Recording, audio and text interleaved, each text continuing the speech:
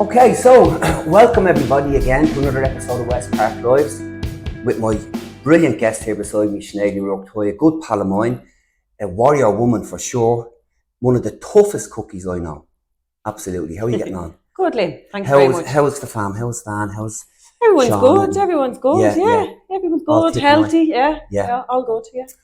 I wanted to, again, this is about your fitness journey. This is about you. But obviously Dan comes into this. Yeah. And we're going to be talking about that in a minute. But one thing you said to me there a while ago, and it stuck with me, and I'd love to kind of hear from you before we move into everything else. We were just chatting, it's the way you said it, there wasn't any anger, there wasn't any annoyance, it was just matter of fact, it was almost business. Like you said, Liam, I'm a carer, 24/7, 365. And that's a fact. Yeah. That's what you do. Yeah, it's my job. Yeah. It's my job in life. Yeah. You know, it's 24 hours a day, caring for them 365 days a year, no holidays, no breaks, no time off, very little respite. So I do all that as well, as much as I love my son, but that is my job. I have to do everything for him. So everything that we take for granted in life, in movement and feeding and life skills, and everything that we do, to washing, to shaving, to brushing teeth, to cutting nails, all of that I would do for Daniel. It's a constant. Constantly, yeah. I want to come to that. I suppose, to give people who don't, anyone who may not know you, right? You're local. Yeah. You went to school? I went to school in St. Melrose first for my primary school. And then I went to Old Bond Community School then for my secondary school. Right.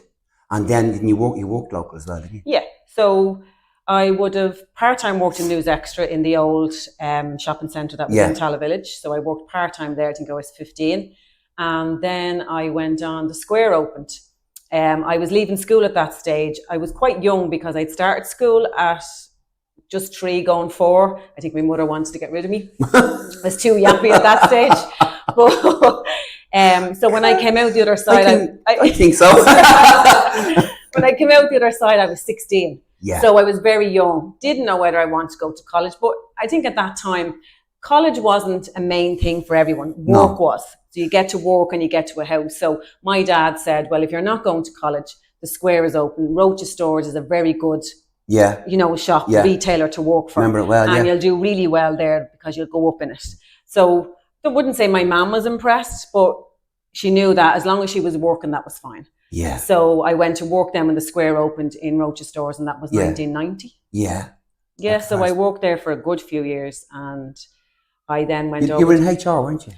I started off as a sales assistant, then I was a supervisor. I was moved over to Roach's Stores in Blanchardstown. I was a supervisor, department manager. I did training, and then I ended up being a HR manager. I was promoted to the store in Newry, which I stayed up there for over 1.5 years. Oh, no, I didn't know that. Yeah. Right. So I stayed up there for over 1.5 years, but really I am Tala bred girl. I wanted to come home, and I knew I had to make a decision at that stage. Yeah. Is this going to be my life? Because was I going to settle there? Because I would have had to buy a house there and decide that, because you couldn't keep going the way I was going. But I had a house down here, and was my life going to shift that way? But no, I decided it was home. Tala is where I wanted to be. Yeah. So then I got a job within Dunn's HR, and I worked with them for a few years. And I know your fitness is well known, but like you said something to me there a while ago, you're in the majorette since you were 9 or something. There's a lot of fitness involved in that. Yeah, I think it's fun, but there's... My mother always had us active, so no matter what, she had us out. But in the younger years, Liam, as you know, we were all out on the streets. We were playing rounders, skipping, tennis, you name it, climbing trees, doing what we know. So we were all out all the time. So we were very active children. Yeah. And I think our parents had us that way. If you were sporty, you were put into sports. I did run in school. I loved cross country in school. So then the Tala Youth Band was there, and there was Tala Youth Band, Tala Festival Band. So this was the era of Tala at that stage. So most kind of children at that stage went into the band. So we joined the majorettes. I was 9, and I stayed in Tala Youth Band until I was 18. So with Tala Youth Band, then we got to travel. We were the first band to go to Royal Albert Hall. We traveled all over Europe, into Belgium. We were in Germany the year that the wall was knocked down. So we got the opportunity to see these historical things as well. So apart from really enjoying it. But I'm just thinking of the discipline itself. There's a lot of coordination, a lot of timing involved. Yeah. That's very good for the brain, particularly at that age, and you're starting. It is, and the dancing and the movement and the beat, you know. So I love all that. I love the dance, the movement, and the beat. I love that really high energy stuff. I know that Keith fella loves it too, because I know you and him are together nearly as long as me and Jack. No, Keith wouldn't be the dancer. But he's a basketball. So he is, basketballer. So he had a scholarship in basketball. Very sporty. Went to the States. He loved it, and that was his thing. He was brilliant. Yeah, he loved it. Yeah. It's his first love, and he loves that American side of sport. Really does. Then he would have played Gaelic football. Yeah, and then he referees then. Yeah, but I introduced him to running then as well. Yeah. So he wouldn't be as fanatical as I was, but he does love it, and it gave him, I suppose, the one hard bit for Keith as a dad. You know, having Daniel. Looking at Daniel, yes, we would look at and say he would have been most definitely a basketballer. Yeah, because, you know, he's this big lad, you know, and I would say, he would have been sporty from the way our family is. So not ever Keith spoke about that, but I believed that was a part of sadness within Keith. And I knew what the connection was like to run with Daniel. Yeah. So I introduced Keith to it. And then he found something that he could do with his son. So that really stuck with him then. So just slightly before that, you got married, obviously. You had lovely Shauna, and then along came Dan the man. And you became full-time carer? Yeah, so we had Shauna. So like us all, we all have kids. Families. We take that for granted that everything's going to be okay. Then Daniel came along, and for a person that I like to plan, I like to be in control, that flipped my whole world. I worked for a little while because you're navigating a very early stage. You don't know what's going on. So you're trying to hang on to life. It's chipping away, and you can see things moving that as time goes on within the first year, I'm actually not going to be able to work.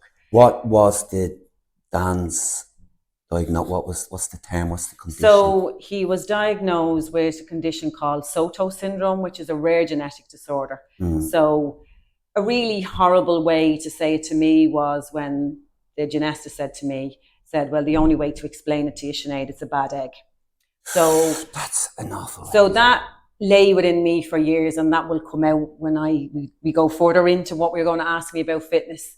So at that stage then, in that year then, don't know what's going to go. And what they said to me, well, Dan may never walk, he won't talk, he won't do this, he's going to be severely intellectually disabled, he has a cortical visual impairment, which means his brain doesn't work as his eyes, the eyes are perfect. So neurologically, I suppose Dan would have if you look at a car, you have the body of a car, but the engine isn't right. So that's the easiest way I can explain it to someone. The engine the wires are all mixed up.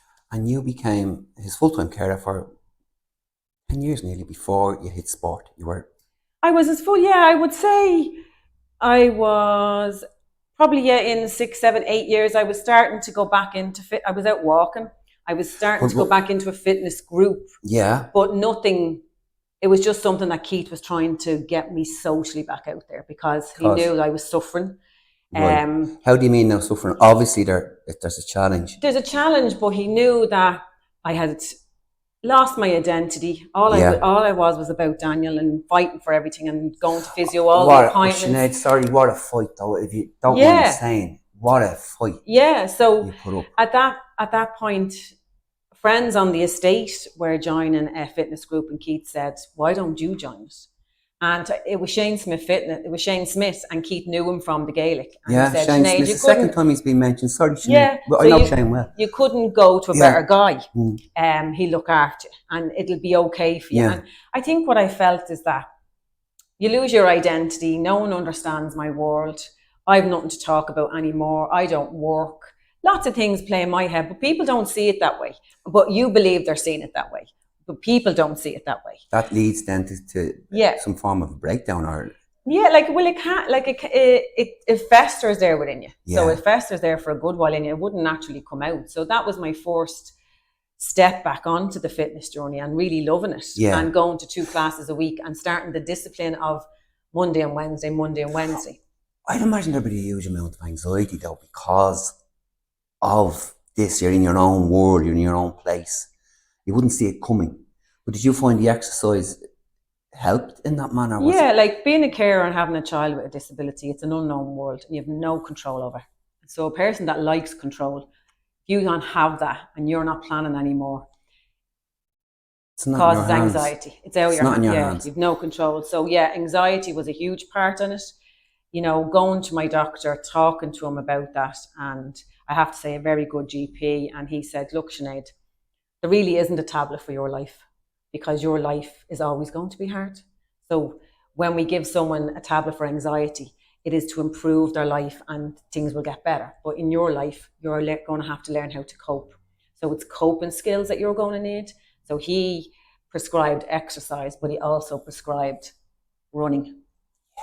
So he prescribed running. He said to me, Sinead, would you run? I said, well, I walk. I don't know whether I'd run, but okay, I'll try it. And he said, well, try it for about 2 to 3 weeks and come back to me. And I want to see how you feel. And then into Pierce, you joined Pierce. So I started off, what I was doing was going around the Dodder, you know, our local park, going around there. And I kind of liked it. And then you take a bigger loop, which is around Shamrock Rovers. So I was getting 5K in then park runs so being part of the fitness group, they decided, let's go and do a park run on a Saturday. So we were all kind of socially then extending our kind of little group and we'd have coffee afterwards. So that went to Marley Park. Building up a running habit. Yeah, so all of a sudden you have a barcode, you see your name. So there's my name and there's a time. Jeannie, I'm very good. I see another woman in front of me next week, I'm going to get her. Yeah, so that's that started. Yeah, that's it. So that started over Marley Park. And then Timon Park came. And I moved there because that was easier for me to get. So I went to the Timon Park run and I started running there. And there I was picked up by Brothers Pierce, a member of Brothers Pierce of the committee said to me, would you like to join a club? And I said, God, I don't know. He said, well, we train on Tuesday nights and Thursday nights, come down, and told me where to go to. And so I went down and I joined a running club. And medals upon trophies, upon medals, 5Ks, 10Ks, cross countries. Every time we seen Sinead, she's running. I trained then. And you run well, Sinead. Yeah. And you know, some people, running's great for everybody, but some people don't run as well as others, as in it looks easy. You run well. I have a natural ability. Yeah. So if we go back into my family, my mother was a brilliant runner. My mother's brother was a brilliant runner. My brother is a really natural runner. So there's a natural ability in us for sport in that way. So yeah, I clicked into it really well. And what I loved about it was Sinead. I was part of a team. I had a somewhere to go to. And then what happened was we would be going to other races. So down the country, going around. So I had little road trips. So I was gone on a Sunday. So I was getting a good bit of time out away from my caring role. I can't work or I can't go out. I can't socialise. I can't go to spas. I can't have weekends away. I don't go on holidays. But yeah, I had this lovely outlet for me that no one knew. A lifesaver. Yeah, no one knew what it was. So it became, and when I look back at it now, when I talk about it, it was a prescription for my life at that time. Yeah. And I can get why my GP said it to me. But as we know with prescriptions, Liam, we can all overuse them. We don't take them right, or we can overuse them. So I did overuse that. Running would have given me a way to sort out problems in my head, to sort out, I'm going through this email to the HSC. So you might do an email, but you might be angry. I'd go for a run and say, but I'd be able to come back and do a very respectful email, get my point across. So I'd work it all out in my head through my run. One of the coaches says, Sinead has that something I wish everyone had. But what that something is that it's that fight. So when it came to the end of the race, he knew she's never going to give up. She'll never drop out of a race. And if she's going bad at the start, she'll work it out and she'll finish it off really well. So he always knew I had that bit of a bite about me. Yeah. And he was the first person to say to me, do you know what, Sinead, you're an athlete. Now, I never looked at myself as an athlete. And he called me elite. Crazy, isn't it? Yeah, and he called me elite. Elite is what we would describe that. So he called me elite. And I kind of went, oh God. No, you're elite. And you mentioned park run, and I'm sorry for jumping in there, but when you're in the park, when someone told me you were in the park run, not that long ago, I said, I bet she won't say, she just flew it. Everybody's doing the park run. Yeah. But you got in to do a time. Yeah. And then I don't think you went back for a while, but that was your nature. Look, you have a time and then you're training. So you have a training plan and it goes Monday over Sunday. So you work that out. So you have to do so many sessions. So you as you hear me say, you have to do those many sessions. So I was born into this have to position. I have to do this session to be good, and I have to be good, and I have to win that race, or I have to get that time, or I have to get that PB. So this was keeping you... This was keeping me ticking over massively. And then myself and Keith laugh about it. We'd be running and he'd say, go get the curry money. Because there was some times where you would win money, and we had this great laugh. Go get the curry money. And then he'd say, did you get the bottle of wine in that one as well? You know, but we'd laugh. But you began to, it brings a lovely group of people in your life, but also it was people that really cared for me and do care for me still. So this solace, this way of dealing with what's going on and managing your everyday, it just came to it. Stop, didn't it? Yeah, well, as you know, I started to run with Daniel as well. So I started Daniel running as well. So running marathons with Daniel. So running with Daniel, do my own running, all the training I was doing. I was, you know, working hard in the gym, all came to, it was a process of time coming to it. And I think you would see me through that process of time, but it was all coming to a stop. It was, I could feel, I'd say the last race I did was a track race, and I was down in Athlone, and I finished, and I remember in the middle of that race going, I don't know what's wrong with me, I can't do this anymore. And I just felt, you know, I felt my engine just going, and I said to my brother, and that's my last race. And he goes, well, you're not racing for a while? I said, no, I'm done. I literally said to him, I'm done. He didn't say anything because he really knows me well, and he'd say, I'll leave her, she's probably just in a bit of a mood, he'll get over it. But when this was the start of the summer, when Daniel would be off summer and you have no help or support, and this was particularly hard. I think my body was becoming undone. So hard with Daniel, not enough support. I was fighting to get extra hours for people to help me, no respite. And it got to the stage that I remember saying to my mum, I want to put my head on the table, I can't lift it up. My arms were just floppy. My right hand side, I felt I was dragging it, where I then said to Keith, I feel I should be in St. Pat's. And he said, you honestly feel that bad? And I said, yeah, I feel so, so bad. It was my first time to ever tell my husband, because to him, I'm this strong mother woman. But the first time to tell my mother, I'm not coping, ma'am. So my sister had been quite unwell for 15, 16 years. And I couldn't tell my mother that I was failing, because how could I do this to her? How could I do this to my family, that I'm the rock, I'm the eldest. I'm the one that does everything for everyone. I help everyone. So how can I show the club I can't do this? How can I show my mum? How can I let Shauna see her mother like this? But to actually say that you're weak or you're failing is one of the strongest things you can ever do. And to ask for help is one of the strongest things you ever do. So to me, that was showing me I had much more strength than I ever thought I had.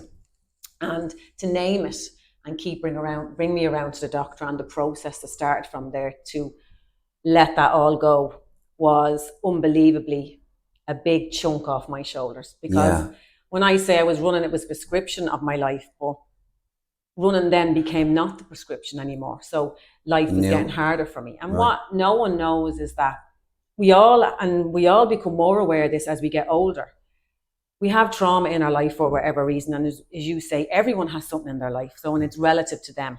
And it's how our body deals with it. So trauma in our bodies, no one knows what it does to us. And it stores. It stores that fight and flight position. So living in that fight and flight, in the top level of it, constantly. Go. Never being able to come down. Your body never not addressing yourself. Your heart rate up so high. You're just constantly going.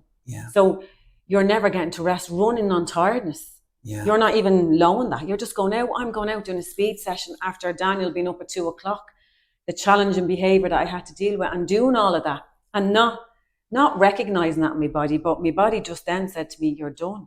But I think it was the physical burnout, but that really shocked me, because I was always really physically well. And then the mental burnout with it. But realising I had been talking about it for a while, so I think it was all coming out. Never saying to anyone that it was okay to grieve if you have a child with a disability. And I named it, because it's grief. So important. And it's a complex grief. And when we lose someone, it's a complex grief. If something happens, someone's sick, it's a grief. So it's grief. And I have lived with that grief and will live with that grief for the rest of my life. So I can name that now. And I can say that to you, Liam, now without tears. But you couldn't have but I couldn't many years. Yeah. So that was there. You allow that was this is something you feel guilty to say. How will anyone, like, what would they think she's talking about? What does she mean, grief? What does she mean anything about that? You know, so she has children. So what's she talking about? But the grief of losing a child that you thought you're going to have. He was going to be a boy. He was going to be a basketballer. He was going to be like Keith. You know, he's so handsome. I was going to be turning 50 and women away from the door and telling him you respect women, and you know, so you had to own what he wasn't going to be, which he didn't. Yeah. So I had to own that. And looking out the window and seeing all the boys playing, looking at my friends and all the family having other kids, and crying out inside that I wish that I had it that way, and I didn't. And very hard to come to an acceptance about that, because you do question, like, why me? And we're all human. We all question things that happen to us and say, well, why does it happen to me? And then you have people saying to you, well, God only gives you someone a special needs child for someone that's able for it. What do you think of that? And you think, whoever said I was able for this? Yeah. You know, I'm no more special than you. No, I think people should be very careful when they tell others who have special children. Yeah. Any reason. Only the parent knows. But I do know, yes, I do look at Daniel and I say, I was chosen for you. I was chosen to be your mammy, because I'm giving you the world that you deserve, and I'm making sure you have your best he's life. A lovely boy. And like, he's the most handsome. I tell him that every day. I equate life to him as an 18-year-old. Okay, he's shaved, he gets his aftershave, he gets his gel, he has the best of clothes. I don't treat him anyway. What an 18-year-old would be, you're going to be. And, you know, running with Daniel to give Daniel that identity, give Daniel his name, Daniel's voyage. Daniel is known by the community. Daniel is known all over Ireland, and he's known in other countries. You and Keith got it done. We done it, and we gave him his name that he would have had anyway, because he would have been Keith's son, the basketballer, or Sinead's son, the runner, or, you know, not hopefully never been in going down the wrong road. But look, no one knows that either. But he would have had his name regardless, and that's all I wanted him to have. You know, I always say to someone, when Daniel done his first park run, and I seen his name on the results list, that was like having his name in lights. There you are, son. And, you know, when he's doing his marathon and everyone calling out his name, and people saying to me, go on, Dan's mammy, not knowing, don't call me Sinead, but they call me Dan's mammy. And I love that, because I'm Shauna's mammy as well. So I wanted to be both their mammies and known as that, you know. 100%. But you're also, as you said, that process was allowing you to see the part of you, which is Sinead, that needs to be dealt with. Because if you can't look after yourself, you're no good to anyone else. You know, as we say, put your own oxygen mask on first. And it's called your recovery journey, which I think is fantastic. Yeah, because all of a sudden I could see that if you don't look after you, I don't look after me, and I have to be there for Daniel, but that's the only I have to do in life now. But everything else, no, you don't have to do that. Sinead needs to look after Sinead, and Sinead needs to realise the importance of her in life. Yeah. And I'm not just a carer. There's so much more to Sinead than just being that. Tell me then about, because I've seen you here with her darling Lizzie. Yeah. She probably doesn't know the magic she does. I don't think she does. She just gets on with how good she is with others. And I've seen her says, there's Sinead on the program. She was ever so helpful to me. Yeah. And I know loads will speak the same way about her. But I was walking by, I was going to one of my classes, and you were doing something different where so Sinead's she's doing some form of conditioning now. This is about 5 months ago. Yeah. And that's when it was starting to kick in for your recovery. Your whole program was changing. You were working towards getting back to what you love. So as we know, been in Westpark since 2017, and they sponsored me as that well-known athlete. Yeah. And Tala Person of the Year, appeared on TV. That came advocate for disabilities. That came after that, but they had sponsored me for Daniel. We were doing the marathon for the first time. So they had seen that, and they reached out and they said they'd like to sponsor me in that time. So hand in hand, getting a bit of strength and conditioning within that. So always been here in Westpark throughout that time. It's great, isn't it? Brilliant. And people always know me as the runner, but people didn't realise why I would be here and why I come here. And in being a carer, I come here, it's social for me. It's friends. It takes me out of isolation because my life is very isolated. So it was in a time when you can't do other things, but you can be down here and meet people and listen to stories and share your story and look after yourself. So I would have been doing that for a while, and that was hand in hand with my running. But then, as you say, we come to the recovery piece. And at that stage, I kind of said, well, are they still going to continue to sponsor me? Am I going to be that athlete? And I went to them and look, I totally understand. See, when things start to fall down, you think the whole world is going to go with it. Others don't see you as you think you're seeing yourself. Alison and Lizzie, they were always the two, and Kevin would be around as well, but Alison and Lizzie were always the two that really looked after me. And they said they would continue to look after me and that they wanted to help with my recovery journey. So it was obviously previous to starting back in the recovery journey, I hadn't been here for a while, because in that piece I was told to stop and not do anything because I needed to be assessed. And assessed because, one, they wondered, did I have a stroke? Two, they wondered, was it more gynecology-wise, is it that side of it? It was a menopause. So it was like ticking off the boxes. Not that, not that, not that. And my body had to be checked, pelvic MRIs, back MRIs, hips, everything, to see what was debilitating my right-hand side. What was it? And I would always have a maintenance of physio and had always done that throughout my time of running and sports massage. So, but all of a sudden, I had to go to a more specialised physio because it was borne out that if it was going to be more of a woman's problem, I needed someone that needed to look at this. But in the end, it wasn't a woman's problem. It ended up being, it was an injury, but it was an injury that was borne out from the right-hand side being totally shut down, the back locked, all the way down. So as we know, the connecting piece, all in.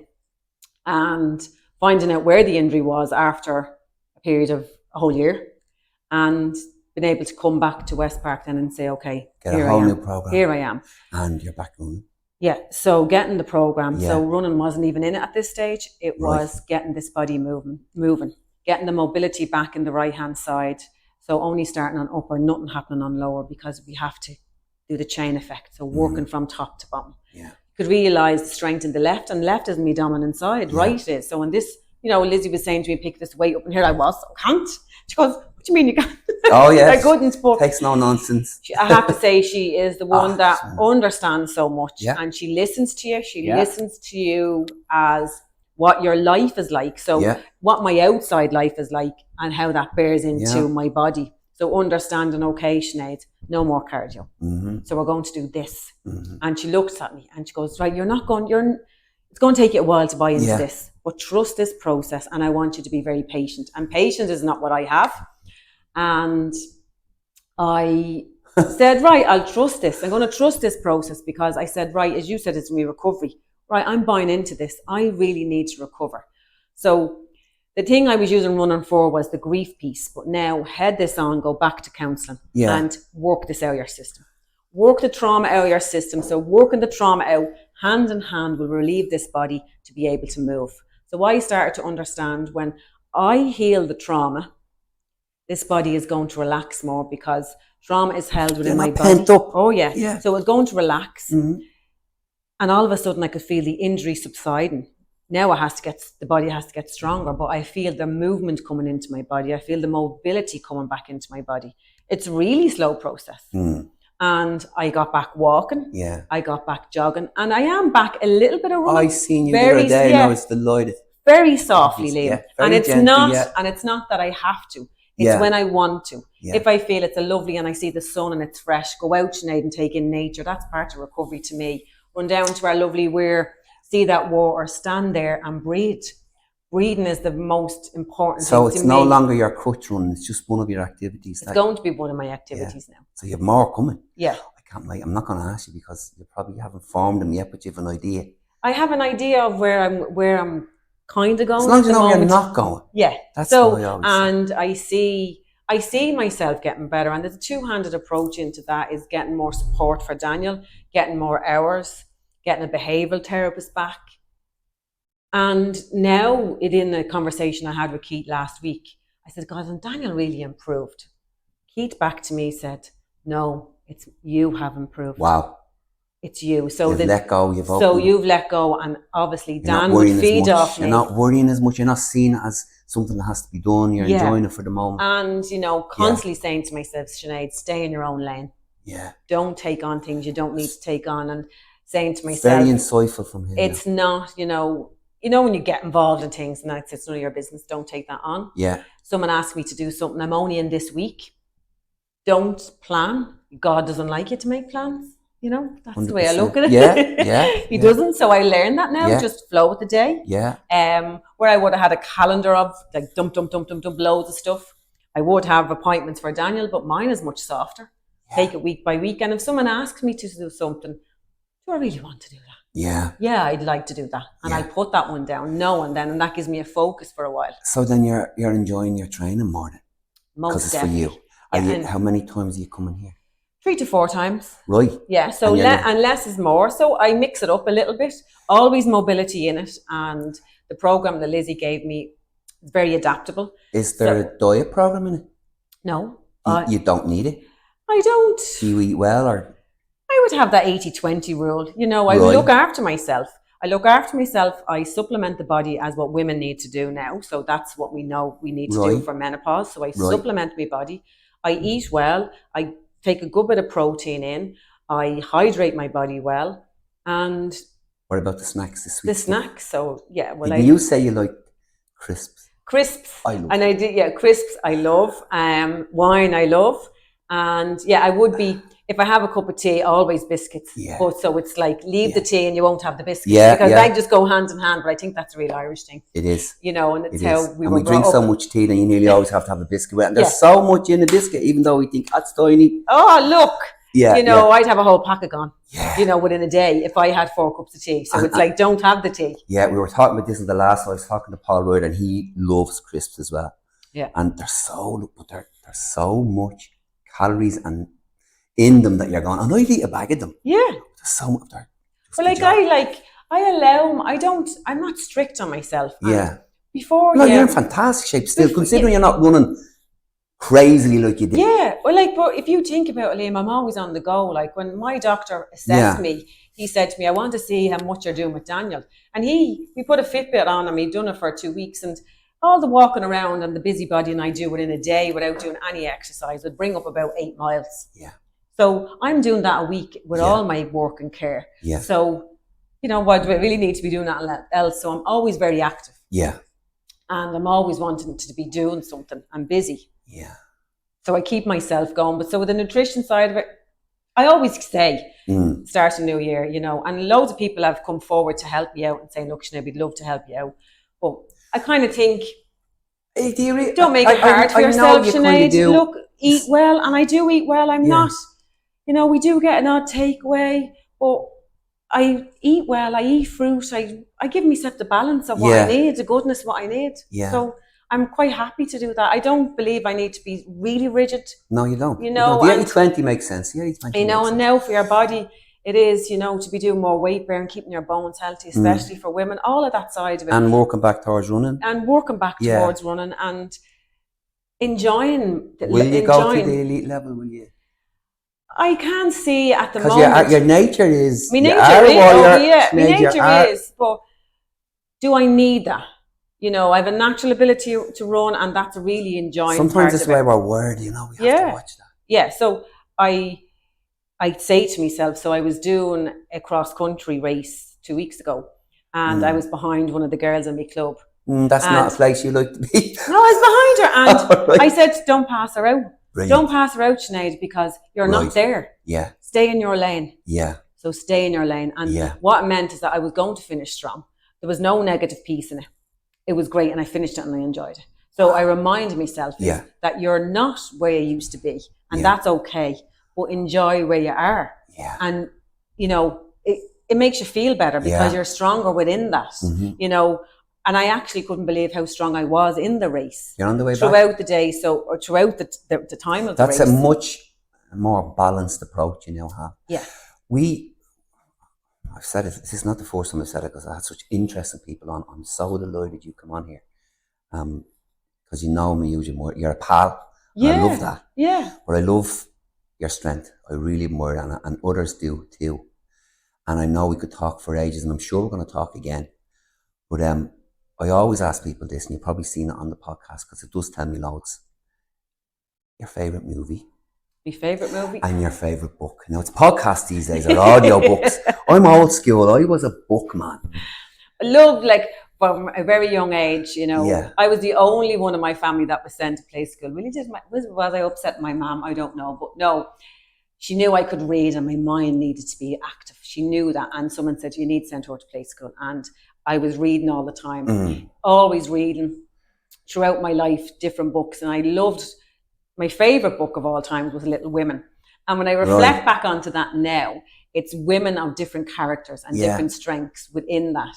Yeah. And it was a time, you know, that women wouldn't have been seen as, you know, didn't have that identity. Absolutely, you know, but how they were strong within that. So there's when you look back at it now, there's more to that book now. Much more to it. It's a quality book, because you can look back and see more in it again. I'm well aware of it. It's not Jane Eyre, is it? It's no. Louisa M. Alcott. Right. I didn't read it, of course. Obviously, because of the title back in the day, it wouldn't have appealed to me. I didn't. Yeah. But I've seen the movie. I was gifted this book by an auntie, and I still have it, and it's a Navy book. Yeah. And it was a fabulous book. Yeah. It was a really hard leather cover. It was a gorgeous book, and I still have it today. Right. You're a book lover too. So throughout life, I would have loved romance novels, but definitely crime. And I loved Martina Cole. I loved crime, deep, dark crime. Okay. And people think, Sinead, no, I did. And I loved my favourite film of all times. And I like a lot of films, but my favourite film of all time was Shawshank Redemption. Fair play, because I can't name one. Yeah, Shawshank. I absolutely loved it. I loved the story of it. Timothy Robbins, isn't it? Yeah. And Morgan Freeman. Brilliant. And they still Andy Dufresne. Like, you know Andy. Yeah. That's all over the place. And it was how, from a bad situation, he worked it, but how you never seen that he was ever going to break out of that, and how he did it. Brilliant. Who wrote that? I can't think of it now off the top of my head. No, it wasn't Stephen King. I always jumped on him straight away. No, it wasn't. No, that he wouldn't be my line of movie. No, and you did mention the one thing about strength, but it is strength in weakness. Really carries to me now is that I am a very strong woman. How do you mean strength and weakness? Because people think, you're strong, and you're strong within your body, you're strong within your training, or you're strong because you can do this, you know, you can do this and you can get on in life. But in weakness, to have strength in that, strength to recover, strength, you know, for patience, to time, to understand the process of getting your body back into it. So what you were seeing as a no-go area, as in looking at your own issues within this, you've seen as a weakness, so you couldn't go there. Yeah. Where actually you dip into, and that's your strength. Yeah. That's the yin yang. Yeah. Really, it is. It is in that part of it. Yeah. Understanding your body, but you know, being allowed to be who you are as well, and to be minded and cared for by a running club, but also by Westpark Fitness is, you know, integral to my recovery.